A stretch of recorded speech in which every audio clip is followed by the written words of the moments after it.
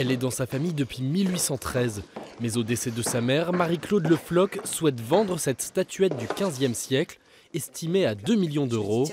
Problème, le ministère de la Culture s'y oppose et la somme de restituer l'œuvre gratuitement. Elle décide de porter plainte.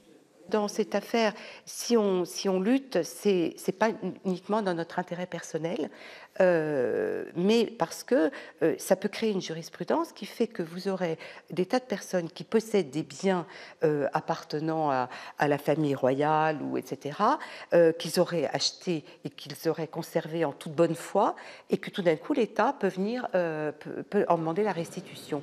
Si la justice donne raison au ministère de la Culture, ce pleurant en albâtre devra retourner au musée des Beaux-Arts de Dijon, où se trouve sa réplique en plâtre. C'est un chef-d'œuvre de la sculpture du Moyen-Âge qui a une valeur patrimoniale, historique, architecturale et artistique immense.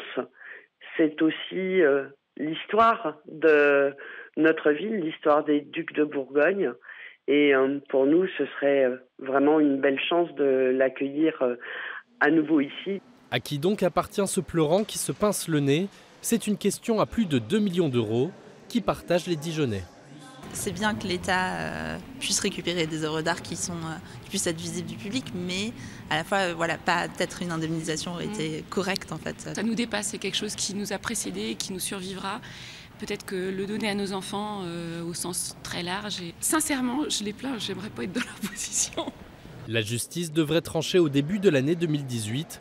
Si son droit de propriété n'est pas reconnu, Marie-Claude Le Floch envisage déjà de porter l'affaire devant la Cour européenne.